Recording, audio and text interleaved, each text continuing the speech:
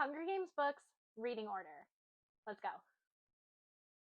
With 5 books in the whole Hunger Games series now, there's a lot of debate about which order you should read them in. Really, there's 2 main orders. The first is going to be the publication order, which would start with your original trilogy. Hunger Games, Catching Fire, and then also Mockingjay. Then you would switch to the prequels and read them in the order they were published, A Ballad of Songbirds and Snakes, and then the best, most recent book, Sunrise on the Reaping. But you could also read them in chronological order. So this would be the order that follows the story chronologically.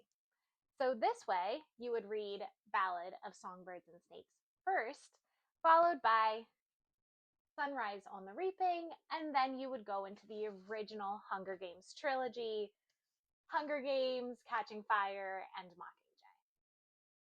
I read in the publication order because I was reading them when they were published, but I'd love to suggest a third order. Here you go. This third order is kind of wild, but it's what I think makes sense thematically and chronologically. There's been suggestion, as I just went over, to read The Ballad of Songbirds and Snakes first. The problem I see with this is it's a prequel.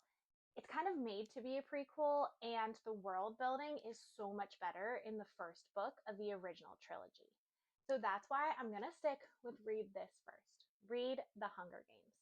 Once you read this book, it doesn't really end on a cliffhanger, so it'd be a perfect time to jump back in time and go with The Ballad of Songbirds and Snakes. You'll see the 74th Hunger Games, and then you'll see the 10th.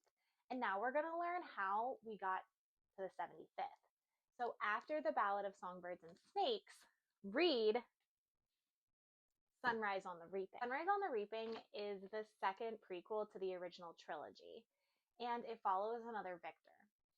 There is so much lore and backstory in here that I don't think reading this first is going to spoil anything. In fact, I think it will make your read of one of my favorite books in the series and the second book in the original trilogy, Catching Fire, even better. So after you finish this, let's go back to Catching Fire. You're going to get Katniss again, but also a ton of characters that were introduced in Sunrise on the Reaping. Catching Fire is an absolutely fantastic book. It's also a great movie. So lead up to it, build, and I'm sure the payoff is going to be great. After Catching Fire, there's only one left, and that is Mockingjay. There's a lot of mixed reviews about this book. I really like